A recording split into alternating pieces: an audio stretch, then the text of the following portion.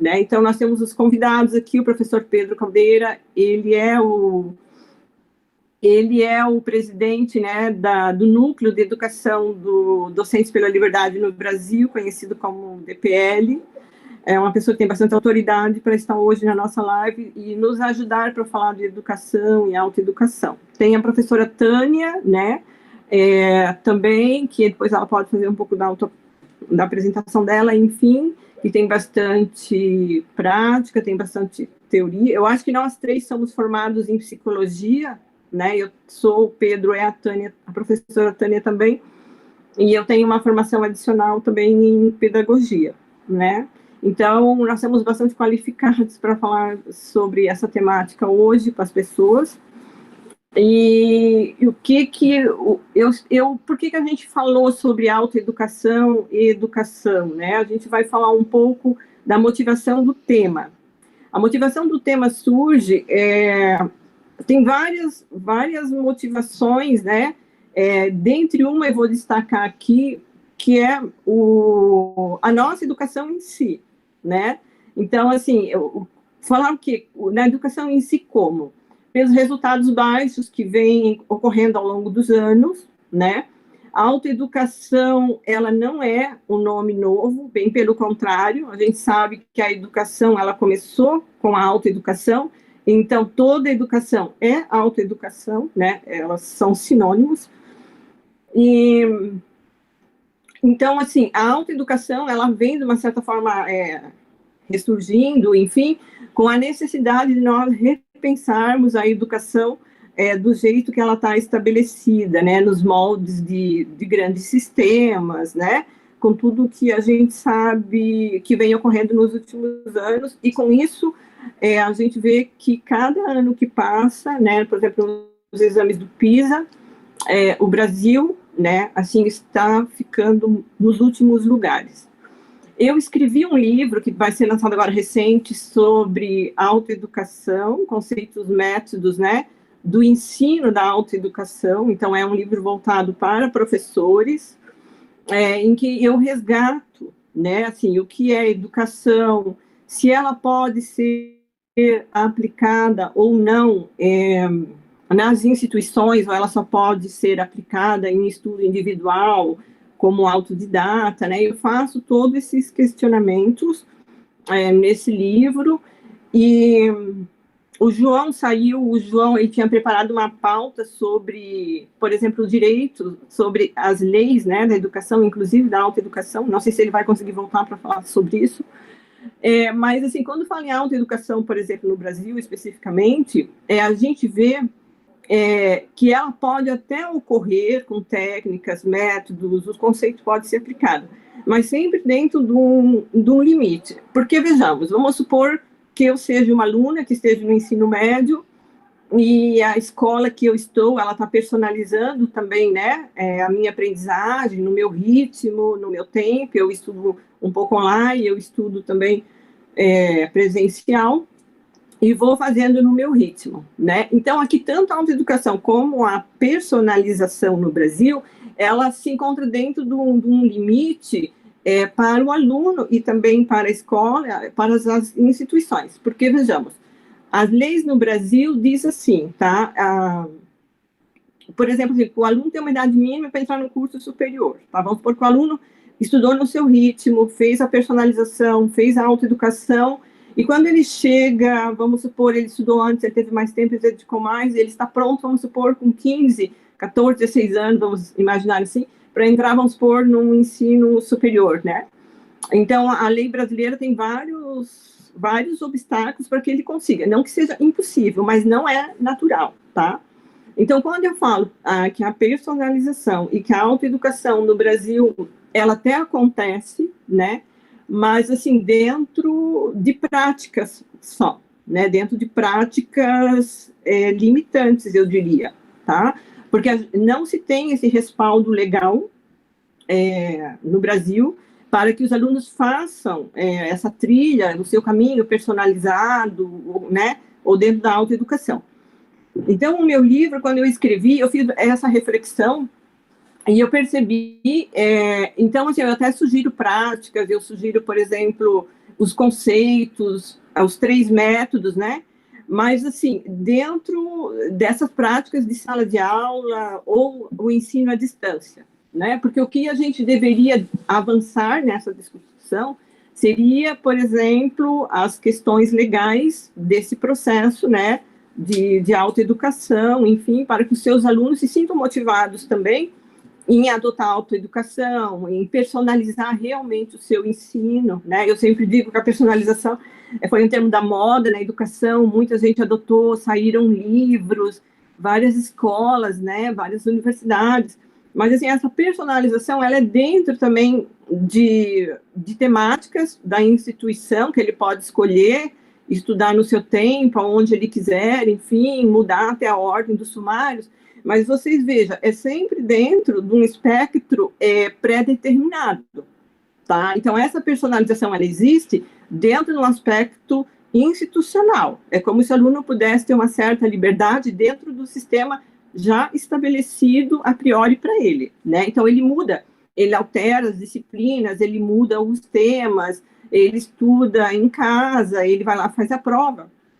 Mas a gente pode ver isso, né, dentro, por exemplo, da personalização, então, da autoeducação, como práticas, como é que eu vou dizer, ainda institucionalizadas, né? O aluno não tem essa liberdade nem de fazer a sua trilha no seu desenvolvimento acadêmico, né, e de idade, e também dentro da instituição. Então, eu fiz as reflexões nesse livro, né, sobre isso. A gente tem muito ainda que estudar, muito que encaminhar. A legislação teria que facilitar, né, realmente essa personalização, realmente a autoeducação, dando um conceito bem simples do que é educar a si mesmo, né?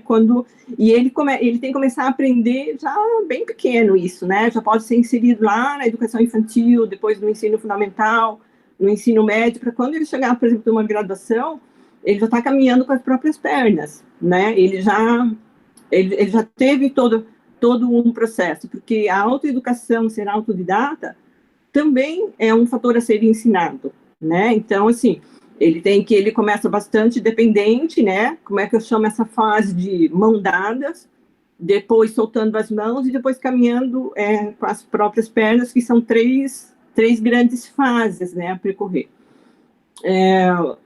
Então, o aluno, ele vai aprendendo nessas 3 fases, quando ele precisa de ajuda, quando ele não precisa. E quando fala em autoeducação, por exemplo, também as pessoas confundem muito, porque acham que o aluno não precisa, por exemplo, de um professor, de um mestre, de um orientador. É bem pelo contrário. Quando ele atingiu, né, vamos supor, caminhando com as próprias pernas, ele vai conseguir, por exemplo, identificar quando ele precisa do professor e quando ele consegue sozinho, né, buscar material, buscar um tutor, um especializado a mais para ajudá-lo, enfim, ele consegue se organizar no seu planejamento de estudo, mas isso não significa que ele não precisa dos mestres, porque sempre tem alguém que está um pouco mais além, né, do que a gente. Então, se alguém estudou um pouco mais, alguém fez uma pesquisa a mais, então, assim, a autoeducação não libera o estudante, seja em qual fase for, por exemplo, de ter um professor, tá? Bem pelo contrário. Esses professores, eles têm que estar cada vez mais preparados para que eles sejam requisitados, né, por esses que estão começando ou já estão avançando, para que complemente, que avance, enfim, os seus estudos, ou pesquisa, ou o seu tema que escolheu, enfim, né? Então, queria falar um pouco disso, né? Queria também ouvir vocês, ou o Pedro poderia falar alguma coisa referente, se é possível, se você está vendo, Pedro, né, na educação brasileira, a autoeducação, se você tem alguma experiência prática, alguma leitura, né, e falar um pouco da educação, um pouco em relação a esse tema autoeducação também, para ir nos ajudando aqui a fazer essa reflexão hoje à tarde, né? Certo, obrigado, Nívia. Há um termo que não sei se vou inventá-lo agora, mas que se pode contrapor à autoeducação, que é a heteroeducação, isto é, a educação feita pelos outros. A educação completamente estruturada, numa escola, com a necessidade de cumprir, segundo a legislação brasileira, 200 dias letivos, 800 horas letivas, com um professor ou com vários professores que vão sistematicamente assegurando aquilo que nós chamamos de ensino.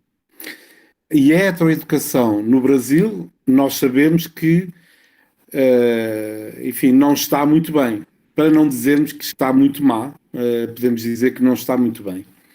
Pelo que me parece que pensar neste conceito de autoeducação e percebermos que as pessoas, qualquer um de nós, pode desenvolver os seus próprios processos em termos daquilo que são as aprendizagens e de construção do conhecimento, no mínimo é aconselhável que o faça, porque independentemente de nós estarmos a pensar nos colégios de elite, nos colégios particulares, nas escolas públicas, as coisas correm muito mal no Brasil. Quando nós começamos a pensar neste conceito de autoeducação, que é a própria pessoa desenvolve processos, dedica energia, esforço para construir conhecimento, para estruturar as suas aprendizagens, isso é de facto o equivalente à educação, no sentido em que quem não quer aprender não é um professor que vai fazer com que a pessoa aprenda. Quem não quer aprender recusa-se a aprender. E o professor pouco ou quase nada pode fazer para que essa pessoa que não quer aprender, aprenda. Quem quer aprender, e em geral, quando nós estamos a falar de crianças muito pequenas, de pessoas, sejam elas quais forem, que passaram por processos prazerosos em termos de aprendizagem, em geral, todos nós gostamos de aprender. E o gostar de aprender e saber que pode contar, sobretudo, com o seu próprio esforço e a sua organização em termos de tempos de estudo e de trabalho, é extremamente positivo. Que é aquilo que, em geral, nós não temos aqui no Brasil. Eu, há muitos anos atrás, num encontro de jovens na Europa, apercebi-me que algo que era extremamente importante em termos das aprendizagens não me tinha sido ensinado na escola. E que outros jovens europeus têm essas aprendizagens incluídas no seu currículo.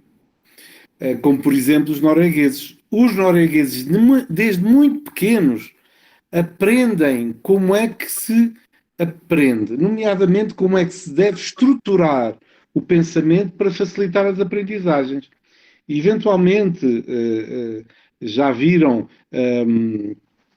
alguns quadros em que há um conceito nuclear e que esse conceito está numa bola central e que depois há tipo uns cabelinhos, não é? Que saem e há outros conceitos que contribuem para este conceito nuclear. Alguns autores chamam isto dos rios do conhecimento. Na Noruega ensinam as crianças a estruturar as suas aprendizagens usando esta ferramenta muito simples. E é uma ferramenta que nós, sabendo que ela existe, ficamos a pensar que pode ser extremamente útil. Mas quando nós vemos a ferramenta a ser utilizada por quem a aprendeu a utilizar desde muito pequeno, percebemos que essa é uma ferramenta que é muito importante ser apresentada às crianças logo desde muito jovem. Eu estava numa reunião ao lado de uma norueguesa e eu estava naquilo que é o meu processo habitual de aprendizagem. Escuto e as coisas vão ficando na minha memória. Organizo. Nem todos nós somos assim. Eu escuto e organizo e memorizo. E eu, de repente, olhei para o lado e ela estava, eram palestras, era um conjunto de palestras, e ela estava a utilizar os seus rios do conhecimento. Eu achei muito curioso, porque eu percebi que havia um núcleo central e que depois havia ramificações. No final da palestra eu perguntei-lhe o que é isso, não é? Ela teve-me a explicar, não, isso é uma forma excelente para nós fixarmos o que é que foi conversado e percebermos o que é fundamental, do que é acessório e do que dentro do acessório o que é ainda mais acessório. E depois disse-me, se quiseres, eu posso-te mostrar agora que eu, a partir deste gráfico, eu posso reproduzir exatamente o que foi dito na palestra. E eu achei curioso e disse, tá, vamos a isso, vamos ver. E ela começou a reproduzir o que tinha escutado, tal como ela tinha registrado. E aquilo foi impressionante. Eu fiquei muito impressionado, porque ela conseguiu reproduzir tudo aquilo que tinha sido dito numa palestra de meia hora. Ela conseguiu dizer tudo num desenho que ocupava uma página. Ao contrário daquilo que são as nossas anotações, que escrevemos, em geral, não é? Escrevemos muito e depois, eventualmente, não conseguimos reproduzir quase nada, a não ser que tenhamos escrito tudo textualmente. Ela, com poucas palavras e com traços, rabiscos num papel, ela conseguiu estruturar ali uma peça de conhecimento. E eu aí apercebi-me que, de facto, há alguns elementos que são importantes que nos permitem melhor aprender, melhor estruturar as nossas aprendizagens e a construir conhecimento. Mais tarde, muito mais tarde, já como professor, eu tive a felicidade de apanhar algumas muito boas turmas. E já como professor eu apanhei logo no início uma muito boa turma. Eram alunos que estavam extremamente motivados para a minha disciplina. Curiosamente, psicologia. Do terceiro ano do colegial. O equivalente ao terceiro ano do colegial. E os alunos estavam precisamente naquela escola para aprenderem psicologia, para entrarem na escola de referência de psicologia em Portugal. E houve um teste, as coisas correram bem, houve um segundo teste, e eu de repente fiquei muito incomodado porque uma das minhas alunas ficou extremamente triste com a classificação. E era tipo assim um 7, o equivalente a um 7 aqui no Brasil. E eu achava que um 7 já não era assim uma nota muito ruim. E eu fui conversar com ela e disse, Ana, o que é que se passa? O que é que não se passa? E eu disse, professor, eu esforço-me, estudo.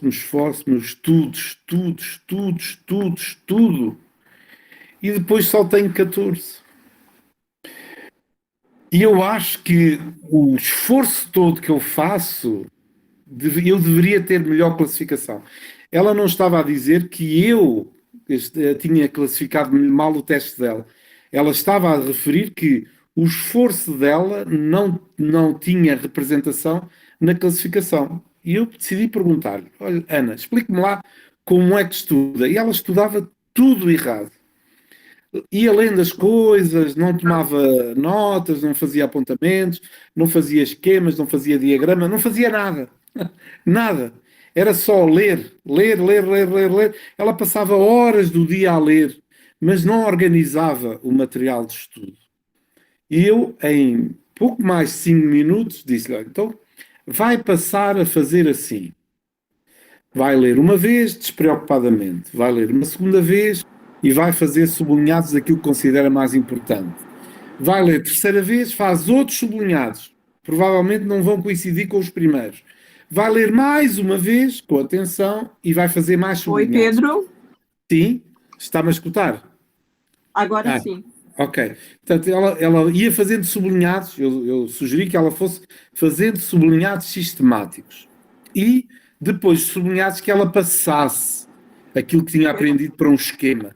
E que ela conseguisse diferenciar entre o que era de facto importante do que era secundário e dentro do secundário o que era pormenor quase irrelevante. No teste seguinte, ela passou de 7 para 9. E ela abriu um sorriso quando percebeu que ela também conseguia. Este pequeno pormenor de E não é preciso aquilo que eu assisti em Portugal, noutros países, que é encontros semanais durante meses para os alunos adquirirem métodos de estudo para conseguirem melhor construírem e armazenarem a informação. Isso é tudo. Ainda não percebi bem porque é que se faz assim. Porque não é preciso fazer-se assim. 5 minutos de conversa, a coisa bem estruturada e os alunos vão lá. Esta foi a primeira experiência que eu tive. Uma última experiência que eu tive foi com uma das minhas sobrinhas portuguesas. Ela queria ir para a Inglaterra estudar numa universidade XPTO, em particular, uma universidade importante, lá no curso que ela queria fazer. E ela tinha o equivalente a 8. E na universidade disseram-lhe, olha, menos do que 9, você não entra. E subir de classificação de 8 para 9 já não é fácil. Mas eu disse, Gabi, faz assim, assado, assim, foi menos do que 5 minutos, foi uma coisa bem simples. E ela, em 15 dias, subiu de 8 para 9. Porque um elemento importante em termos da autoeducação é percebermos que precisamos de foco e precisamos de método estruturado para que aquelas informações que vamos adquirindo vão ficando, vão se sedimentando. Porque não basta só nós estabelecermos um programa de trabalho, no sentido, por exemplo, de leituras. Eu vou querer aprender muito sobre filosofia. E vou aprender primeiro os pré-socráticos, depois Sócrates, depois Platão, depois Aristóteles e por aí vai. Não, é preciso ler e tomar notas, fazer anotações, é preciso fazer resumos dos livros, é preciso fazer... Porque senão a informação não fica estruturada. E, eventualmente, se uma pessoa quiser ir muito mais longe, essas anotações têm que ser muito alargadas, não pode ser um resumo pequenino. E qualquer um de nós pode fazer isso, desde que saiba que estas técnicas existem. Infelizmente, a escola em Portugal, a escola aqui no Brasil, não nos ensina isto que é básico e que deveria ser das primeiras coisas, eventualmente já depois da alfabetização, não é? As primeiras coisas a ensinar de forma estruturada na escola. Mas se nós, na escola, não temos isso, nós devemos desenvolver as nossas próprias estratégias para termos isso quando desenvolvemos o nosso trabalho em termos intelectuais, quando estamos a fazer as aprendizagens e a construir o nosso conhecimento. Obrigado, Nívia. Ótimo, Pedro.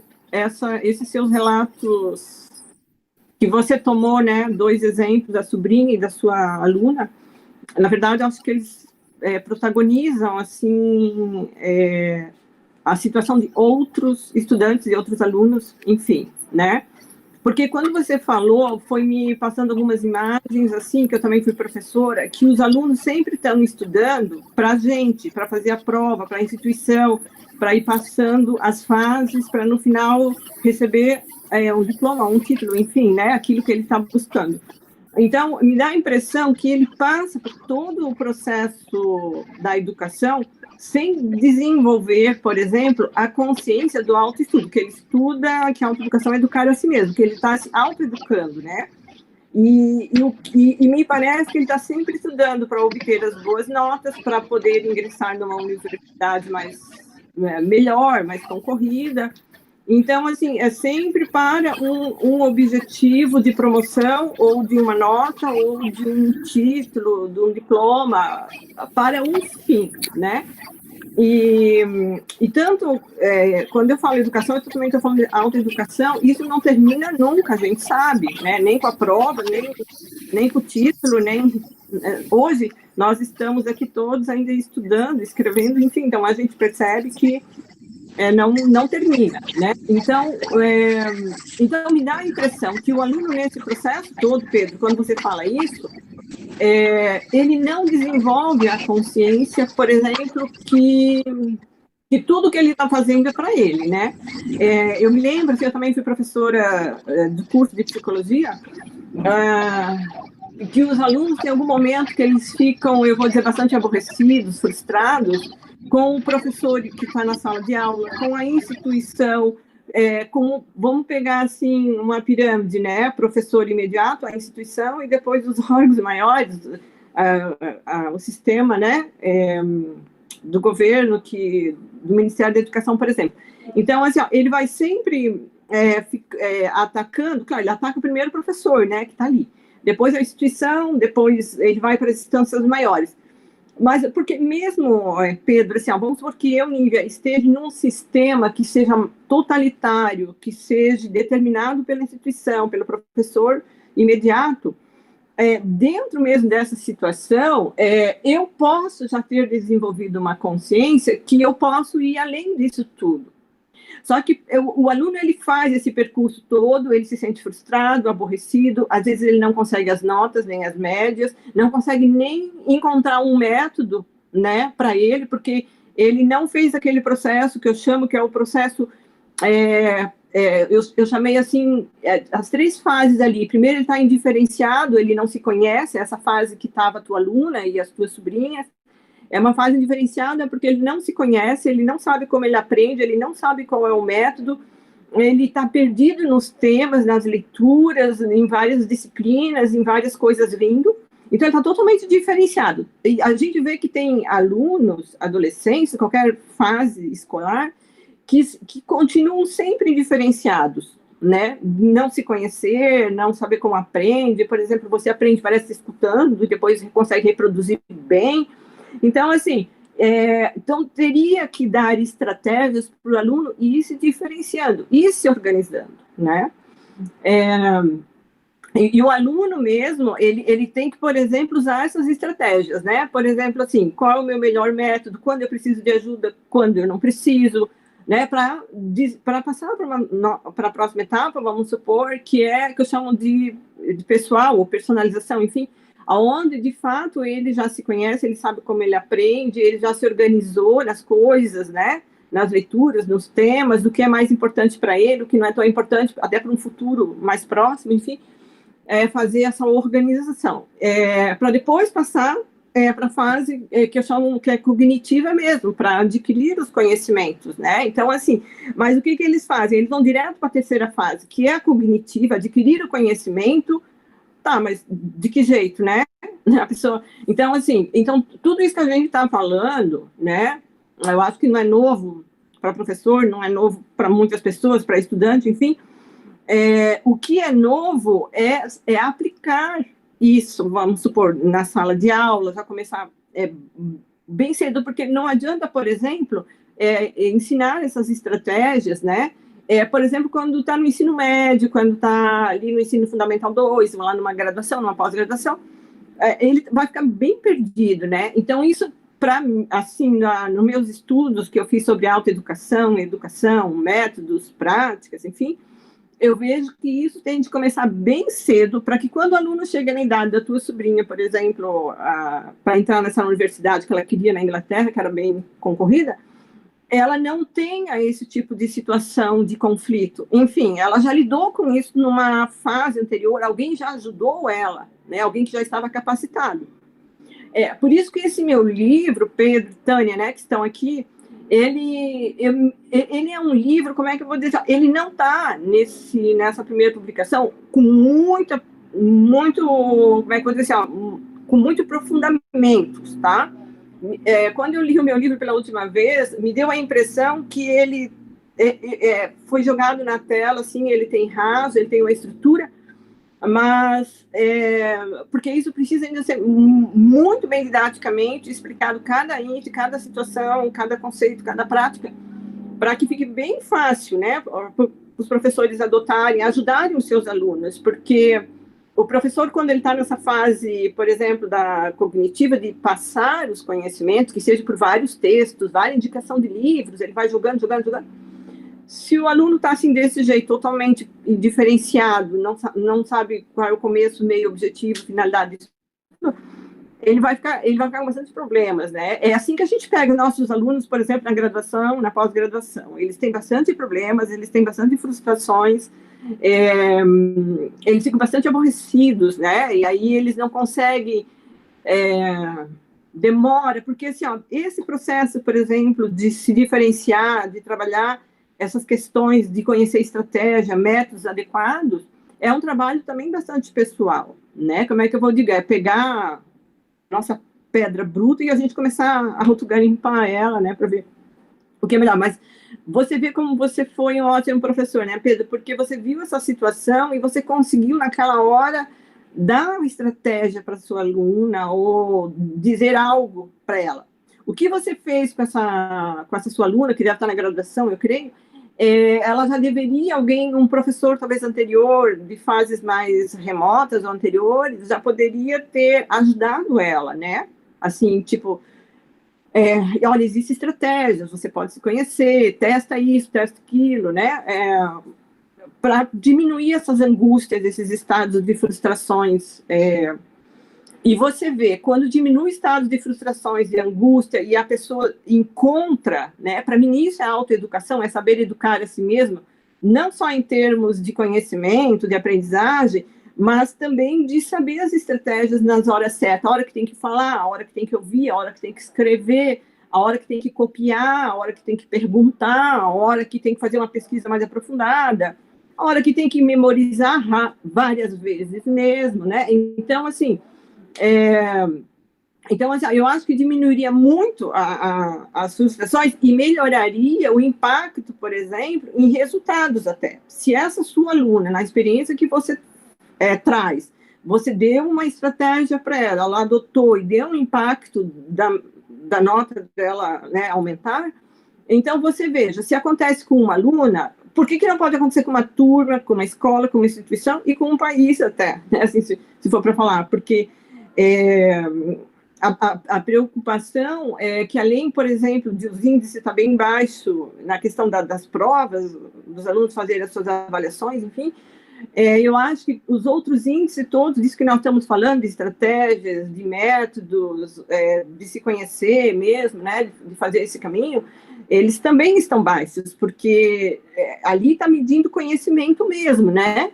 Mas quando se mede o conhecimento, por exemplo, como ali, teórico, está medindo tudo isso que a gente está falando. A escola falha, por exemplo, em não mostrar as estratégias, a escola falha, por exemplo, em não saber lidar com essa demanda das diferenças, de como aprende, o que é melhor para um, o que é melhor para o outro, enfim. Não falha só na questão da cognição, cognitivo final, tá? Ela falha em todo o processo. Então, eu acho que quando pensa em melhorar a educação, em investir em professor, né, investir mais em material didático, eu acho que entra muitas coisas, né? Eu acho que sempre é um conjunto que vai impactando, que vai trazendo impactos bem significativos. Eu acho que você ter selecionado esses dois exemplos foram super importantes, porque é exatamente disso que a gente está tratando. Eu não sei se a professora Tânia tem aí alguma experiência com um aluno que também se viu, né? Tipo assim, com notas baixas e queria estar melhor, ou uma frustração, ou como se lida com isso. Sempre lembrando que o sistema educacional do Brasil, né, que eu peguei como tema de estudo, a gente está falando em autoeducação e personalização, lembrando ainda que está dentro de um sistema pré-determinado por um sistema. Então, quando chega para o aluno, já chegou o tema que ele tem que estudar, né? Enfim, chega mais ou menos pronto. Então, ele recebe, né, essas coisas prontas de um sistema, um pouco, voltar talvez uma palavra aqui, que depois a gente pode falar melhor sobre um sistema mais totalitário, né? Então, assim, quando ele entra nessa bolha, é uma bolha de percepção imediata de dependência, né? Porque eles já me dão um tema, eu sento na carteira, a professora vai dar ou uma apostila, ou um livro, ou um slides, ou um texto para eu ler. Alguém fez isso para mim, né? Ou o professor imediato, a instituição, e tem uma instância maior, que é o sistema, a política educacional. Então, quando o aluno, que está nessa pirâmide, né, assim, lá ele vai recebendo, né, dessas várias instâncias, chega na mãozinha dele. Então, quando ele entra nessa bolha, vamos supor, para estudar, é uma bolha que alguém já fez tudo isso para ele. Caberia a ele, então, só sentar ali e estudar, né? Parece muito simples. E eu faço essas reflexões também no meu livro sobre autoeducação, de como isso chega para o aluno quando ele entra nessa bolha para estudar, no sistema.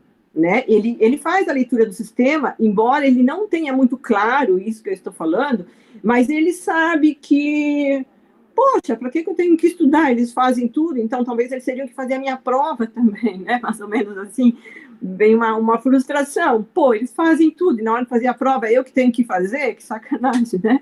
Tipo assim, então, assim, me parece que como ele entra nessa bolha desse sistema de dependência total, ele fica bastante aborrecido quando ele tem que fazer a prova individual. Então, assim, porque a escola, o processo, ele oferece vários momentos, né, de estudo individual, tanto presencial como à distância, online, semipresencial, enfim. As atividades, elas exigem a questão individual. E eu não sei se foi para remendar isso que décadas foram muito investido, né? Trabalho de grupo, seminários, estudo colaborativo. Me dá uma impressão que isso, para o aluno, é isso mesmo que teria que ser, né? Poxa, preparam tudo, então vamos lá, vamos manter essa bolha de dependência, né? E aí faz tudo em grupos, são avaliados em grupos, enfim. Só que quando a gente cai, por exemplo, na vida, né, no dia a dia, na família, para fazer uma prova, para ser selecionado para um trabalho, o grupo não vai estar lá. Ele pode até estar internamente, eu concordo com isso, tá? Mas, assim, nessa hora é ele com ele. Então, assim, se ele consegue ter a estratégia de lembrar todos os autores que ele leu, todas as pessoas que ajudaram ele naquele conhecimento, naquele momento, ótimo, ele está fazendo individual com o seu mundo social interno, né? Ele pode contar. Não é disso que eu estou tratando agora. Eu estou tratando da busca e eu vou dizer da forma como se estuda, né? Então, assim, muito dessas décadas são reflexões que eu faço também, assim, ó, muito trabalho em grupo, muito seminário, e o aluno, assim, ó, com isso, é bom e não é. É bom porque trabalhar em grupo é legal, você aprende também bastante coisa, mas, assim, a parte negativa disso é que, assim, as experiências de autoestudo, aquele momento solo, do deserto, de estudar, de se organizar, conhecer métodos, saber como eu estudo, isso fica bastante falho, porque eu sei de alunos, uma vez eu trabalhei num grupo, tinha um médico participando, e ele falou no grupo, porque era um trabalho terapêutico de grupo, assim, né? E aí nele, ele queria ter a oportunidade de voltar para a faculdade e agradecer todo mundo que ajudou ele, porque ele, para pagar o curso de medicina dele, ele tinha que trabalhar, ele era o único que trabalhava. Então, ele não tinha tempo, por exemplo, com os outros alunos, de se debruçar em cima dos livros, estudar e ir para o laboratório. Então, o que a turma fez? A turma ajudou, carregou ele até ele se formar. Das várias estratégias que os alunos utilizam, né? Vamos entender aqui todas. Então, assim, ó, a turma carregou ele. E quando ele se formou, que ele se viu diante do mercado de trabalho, da responsabilidade individual dele com as tarefas, ele entrou em pânico com isso, né? Então, ele agradece por a turma ter ajudado ele a se formar, porque ele precisava trabalhar. Mas, por outro lado, ele fez uma avaliação muito sincera e disse que aquilo foi, de uma certa forma, péssimo para ele, porque ele teve que estudar tudo de novo, né? Tipo assim, quem vai passando por colas, enfim, usando essas estratégias de grupo, várias que eles usam, né? Então, assim, são ilusões, eu digo, são ilusões para resolver um problema imediato, né? Quando o aluno utiliza essas estratégias. As estratégias corretas, ele não usa muito, né? Que é essa que o Pedro falou, por exemplo, né? O que se pode fazer, então, para melhorar? Quais são as estratégias, né? Que existem, fora essas da cola, do grupo e resolvendo os problemas, né? Pessoal, só um minutinho que eu vou só carregar aqui, que eu estou com problema de apitando a minha bateria. Então, assim, mas essas reflexões Só um minutinho aqui, pronto. Essas reflexões que eu trago no livro são bem interessantes, porque eu parto, por exemplo, desse princípio da visão, da percepção do aluno, né? E o professor está lá gastando toda a saliva do mundo. Eu sei que os professores fazem isso, tá? De mostrar a importância de estudar, a importância de ler, a importância de fazer o trabalho individual. Eles dividem os trabalhos em partes, né? Para o pessoal fazer em grupo, cada um faz pedaço. Nem o trabalho de grupo funciona mais. Então, assim, eu vejo os professores se descabelando. Mas pensa, gente, isso é um processo da inconsciente, tá? Quando a gente entra num lugar que a gente ganhou tudo pronto, a gente espera que as demais coisas também sejam, né?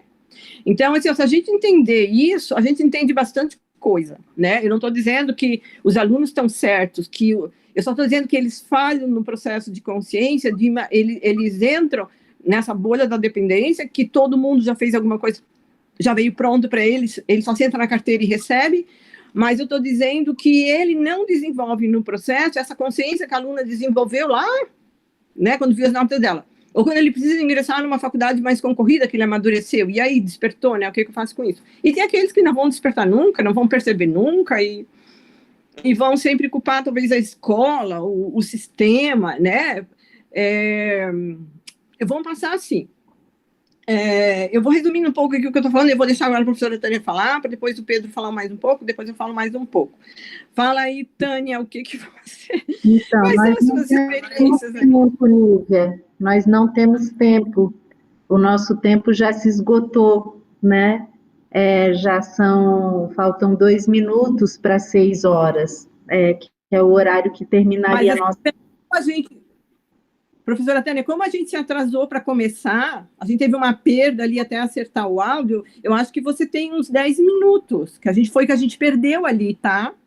Vamos estender um pouquinho? É possível estender? Eu não sei. É possível. Vamos lá, vamos tentar. Porque eu acho que o Peterson está... outras lives que vão entrar, nós não temos outras lives que vão entrar, professora? Eu tenho a impressão que hoje não, tá? Tá. Acho que a gente pode... Você tem uns 10 minutos, tá, Tânia? Tá. Eu vou tentar ser breve, pegando um pouco do que vocês dois falaram, e a minha experiência. Eu também tenho formação em pedagogia, e também tenho formação em psicologia. Eu fiquei pouco tempo na pedagogia por um entristecimento que eu tive diante da educação. No próprio curso de graduação eu já tive essa tristeza, que na verdade foi minha primeira escolha. Eu fiz as duas ao mesmo tempo, mas a minha primeira escolha foi a pedagogia, porque eu acredito muito na educação como uma fonte transformadora. E dentro da psicologia, a área que eu escolhi, ela aborda basicamente também a aprendizagem, que é a parte comportamental. Eu me especializei nessa teoria comportamental, e diante disso, a análise que eu faço da educação brasileira é que nós temos falhas estruturais, né? É como uma casa. Se você tem falha na estrutura, não adianta nada você pôr um piso bonito, que esse piso rapidamente vai ruir. Então, diante disso, como eu percebi isso na minha vivência, na minha história, depois, diante da graduação, e quando eu vi o meu filho sofrendo na escola, que ele amava, que ele estudou desde os 3 anos de idade, onde ele foi emocionalmente muito feliz, inclusive quando ele era pequeno, ele dizia que queria estudar na universidade, que essa escola também tinha, porque ele adorava toda a equipe, a pedagógica e a de serviços gerais que compunham a escola. Mas quando ele foi para o nível médio, eu vi uma escalada descendente do meu filho em termos acadêmicos.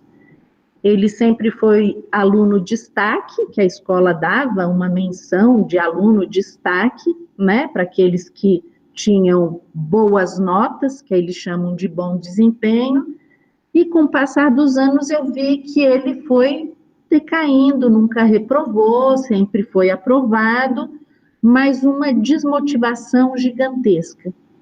Quando ele foi para o ensino médio, ele terminou o primeiro ano, que parecia assim, quando eu acordava, apesar dele adorar a escola, os professores e os alunos, e como eu falei, toda a equipe, ele acordava como se estivesse indo para a forca todo dia. Acordava, não se atrasava, todo mundo o elogiava sempre, como ele é um lorde, né? Era isso que eu ouvia sempre na escola. Paralelo a isso, eu tenho um problema sério de saúde, e a minha saúde foi se deteriorando, e eu teria que enfrentar um tratamento muito agressivo.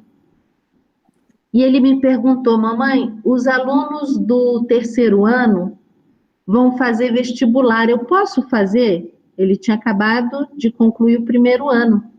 Eu falei, claro, filho, eu acho válido, né? Eu acho que você deve fazer, se inscreva, faz, experimenta. E ele foi aprovado. Quando terminou o primeiro ano. Ele foi aprovado em Direito, em 2 faculdades muito boas, nenhuma federal, porque nessa eu não permitiria que ele estudasse, por N motivos, apesar de eu ter estudado e dar aula hoje numa federal, eu não permitiria que ele fosse, porque ele tinha só 15 anos, e aí ele passou.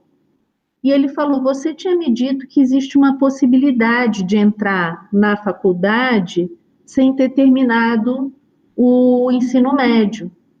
Eu tinha tido uma experiência com um paciente meu que fez isso com os filhos, entrei em contato com ele, que é um advogado, e por fim, fizemos todos os trâmites legais, via judicial, e a juíza entendeu os motivos pelos quais o meu filho poderia estar numa universidade. E assim ele entrou. Hoje ele é um acadêmico de terceiro ano do direito, com 19 anos, ele começou o curso com 16, ele foi aprovado com 15, logo em seguida ele fez 16 e hoje ele está no terceiro ano de direito aos 19 anos. E o que eu posso dizer para vocês é que eu vi meu filho renascer. Meu filho passou a estudar coisas das quais ele se interessava. Ele passou a ter motivação. E paralelo com o curso universitário, que é um pouco menos demandado do que a sobrecarga do ensino médio, aquele tanto de matéria que a gente tem que estudar, e como o professor Pedro falou, né, sem estratégia alguma para estudar aquilo, muito na base do decorar, do ter que aprender para fazer uma prova e sem saber por que eu estou aprendendo aquilo.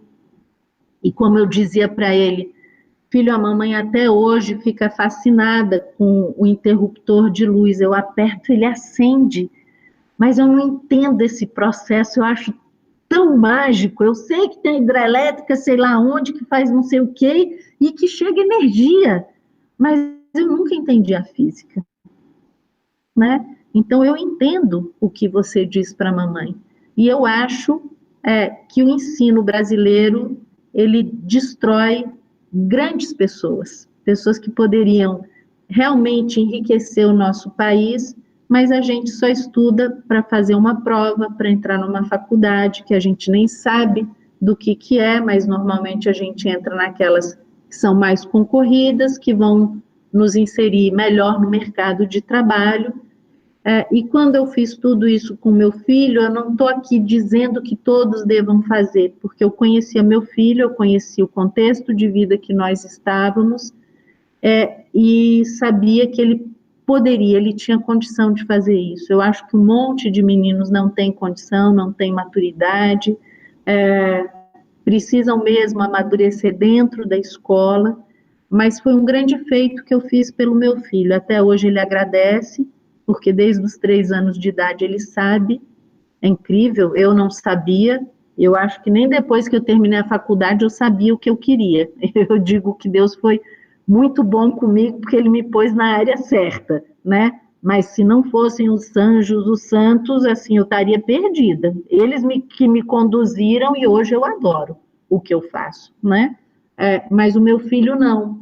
Interessante, desde muito pequeno, ele sabe o que quer. Dos 3 anos até agora, os 19, nada mudou. Ele continua dizendo o que ele quer fazer, né? Então, essa foi a experiência que eu tive de tentar resgatar uma pessoa, né? Dentre inúmeras que eu vejo na faculdade. Eu dou aula na faculdade de medicina, numa federal, e muitos meninos em sofrimento, porque não queriam estar fazendo aquilo, né? Estão fazendo porque passaram, estão fazendo porque o pai quis, estão fazendo porque é o melhor mercado de trabalho que existe, estão fazendo porque dá destaque social, estão fazendo por uma mera competição pessoal. Qual é o curso difícil que eu posso fazer? Então é esse que eu vou fazer agora, identificação alguma. Mas vejo também aqueles jovens que estão lá com conhecimento e sabidamente conscientes do curso que estão fazendo, né? Então eu fico feliz de ter conseguido isso com o meu filho, mas fico triste com os rumos da educação brasileira. Como eu falei, infelizmente a educação tem falhas estruturais. Não vejo a possibilidade de um professor ensinar autoeducação se nem ele sabe o que é isso, né? Como que eu vou passar para frente algo que eu não tenho? É como se eu pedisse: Pedro, me empresta o seu boné? Mas, Tânia, eu não estou de boné. Então, pois é, mas me empresta. Não, ele não tem como me emprestar o boné, porque ele não está usando um boné agora, né? Então, é isso. Se a gente não tem uma base boa, uma base sólida, qual é o tipo de professor que eu vou formar? Qual é o tipo de educador que eu vou formar? Qual é o tipo de profissional?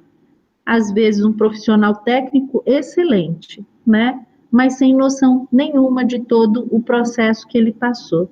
Então seria isso que eu poderia acrescentar nesses minutinhos que a gente tem, né? Que eu fui bem sucedida nisso que eu tentei com meu filho, mas também partindo de uma experiência de um paciente que eu tive acesso e que fez isso com os filhos e que também foi bem sucedido, né? Mas antes isso nunca tinha passado pela minha cabeça. E quando fiz, muita gente me questionou, me criticou, né? Só pegaram um pouco mais leve em função do problema de saúde que eu estava enfrentando. Então, vamos deixar, a Tânia não está bem, não vamos dar um problema a mais para ela, mas me viam com maus olhos, né? Tipo, puxa, por que ela está fazendo isso com o filho dela, né? Ele vai ser trucidado. Pelo contrário, eu vi meu filho renascer, porque eu vi meu filho com motivação, e aí sim, ele buscando essa autoeducação. Você senta com meu filho, um rapaz de 19, desculpa, eu estou falando 19 não, mas meu filho acabou de fazer 18 anos, desculpa, meu filho acabou de fazer 18 anos, ele é de 2002, fevereiro de 2002, ele tem 18 anos, um jovem de 18 anos, mas que conversa muito melhor até do que alguns acadêmicos, porque ele se aprofundou nos temas que ele é apaixonado.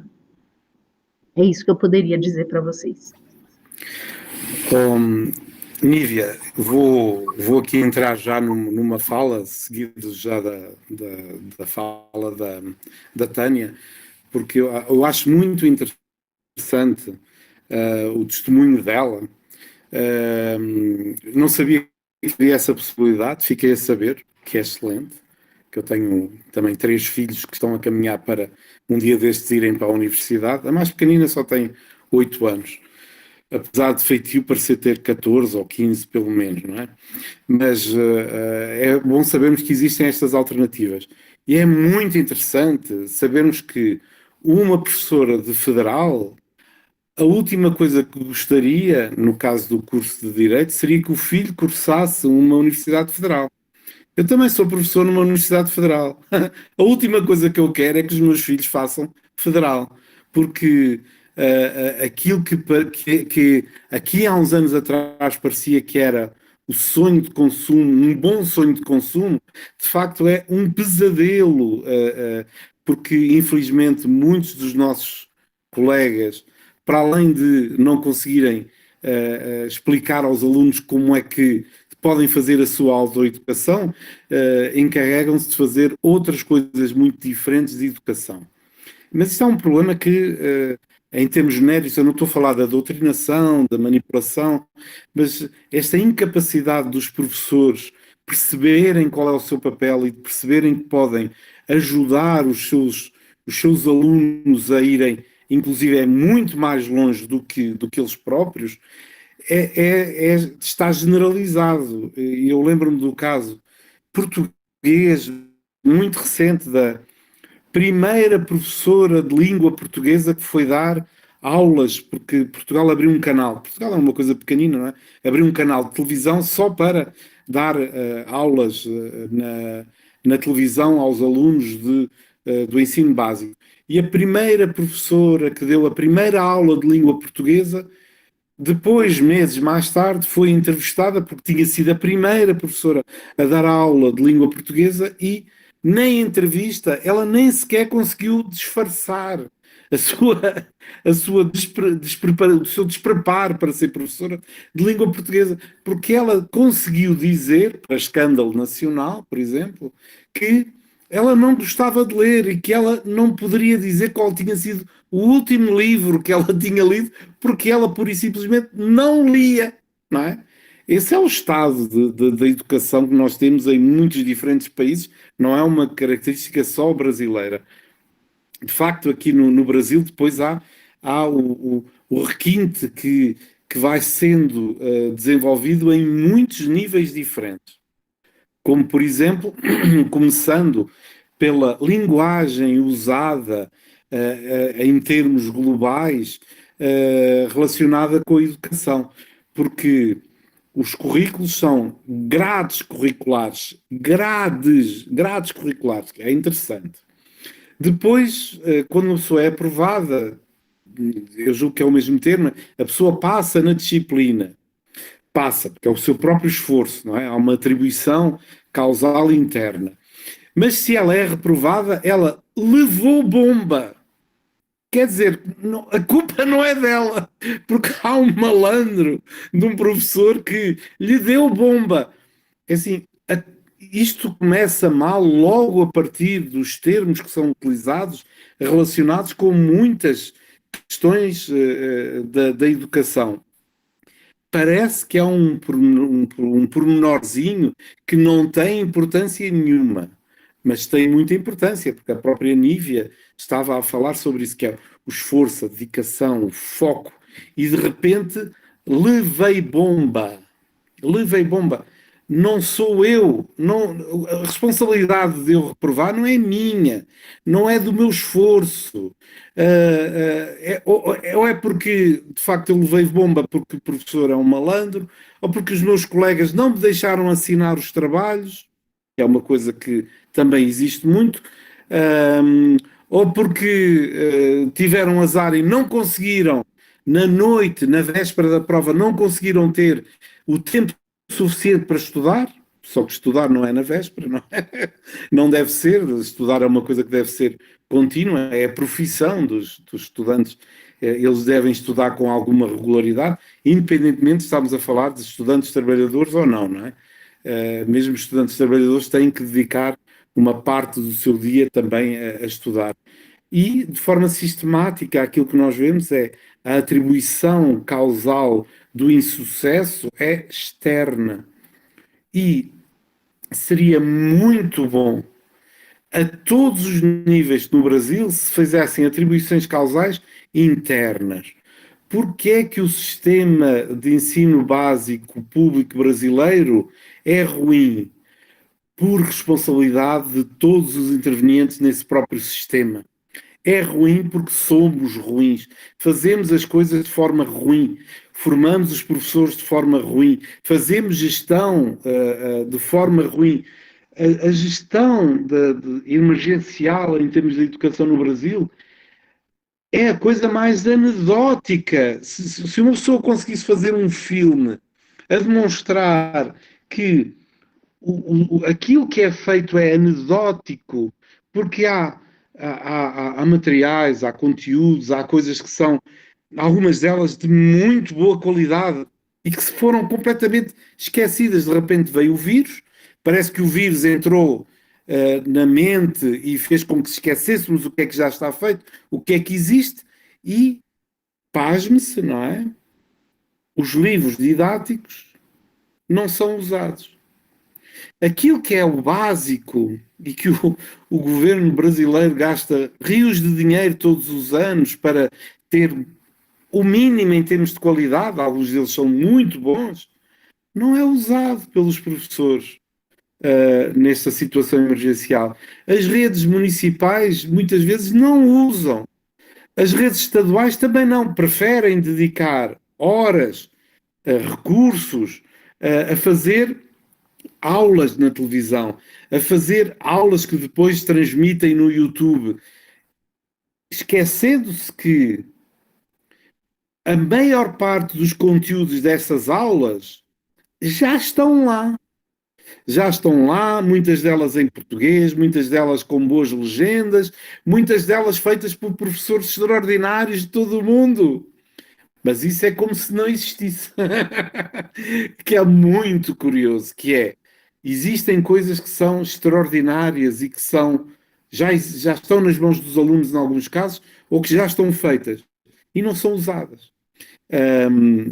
Não são usadas porque as pessoas ficam tão ocupadas na sua mente como é que nós vamos resolver este problema, que não percebem que o problema já tem solução e que basta utilizar a inteligência e ir procurar as soluções que já foram desenvolvidas. E eu agora fico-me por aqui. Nívia, exato. Microfone desligado, Nívia.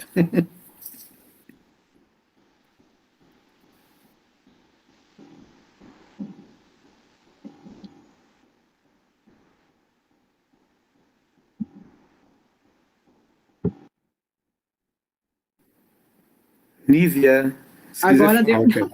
Deu certo agora. Pedro, assim, obrigada pelas palavras. Tânia, que experiência maravilhosa sua. Poxa, contribuiu, assim, muito. Eu acho que a gente teria muita coisa para ainda falar, né? Talvez outras lives, enfim, a gente pode continuar conversando, né? Temos muitas coisas a dizer ainda sobre isso. Eu queria agradecer muito, professor Pedro, né, pela tua participação, disponibilizar o seu tempo, que é bem precioso. Eu sei que você é cheio de atividades também. Agradecer à professora Tânia, né, pelo belíssimo depoimento dela em relação à vivência dela com o filho. Agradecer ao professor João, que infelizmente ele acabou saindo, eu não sei se aconteceu, ele não conseguiu voltar, né? Ele ia fazer uma explanação sobre a parte de leis, sobre a autoeducação. Ele tinha preparado um material bem interessante, a gente já tinha conversado de manhã. Quem sabe, na outra oportunidade, eu e ele fizemos essa live, então, né, professor João? Vou marcar aí outra. Pedir desculpa para os convidados e para as pessoas que participaram aí do bate-papo pelo problema técnico de microfone, né? Depois eu fui descobrir que tem um computador aqui perto que estava ligado, né? Eu não tinha olhado. É mais uma experiência, a gente vai aprendendo a desligar todos. São muitos dispositivos, na verdade eu me organizei com vários dispositivos, porque se eu não desse certo, o outro daria, né? E com essa organização mais metódica, acabou até atrapalhando, enfim. Mas conseguimos fazer. Obrigada a todos, tá? Obrigada para o Peterson, que está aí, né, nos bastidores, nos ajudando. A gente fica por aqui, então, e agradecendo toda a equipe que trabalhou para que essa live fosse possível. Obrigada. Tá bom, Pedro, quer se despedir? Professora Tânia? Obrigada pelo convite, realmente tivemos essa dificuldade. Eu também queria ouvir muito o doutor João, ver as considerações dele, inclusive a respeito, né, ele poderia falar a respeito do caso do meu filho, explicar melhor para as pessoas, quem estiver assistindo, como é que se dá esse processo. Mas a gente está aprendendo. Fica para a próxima, Tânia. Isso, a gente também está aprendendo. Obrigada. Eu também agradeço o convite e precisamos de mais próximas, de facto, porque eu já vi que só entre nós os dois, Dívia, nós tínhamos aqui conversa para 4 ou 5 horas, com mais a Tânia, mais o João, que nem sequer participou, nós temos muito material e coisas interessantes para falar para quem nos quiser ouvir. Parabéns pela live também. Obrigada. Vamos nos despedindo, então, pessoal. Bye, bye.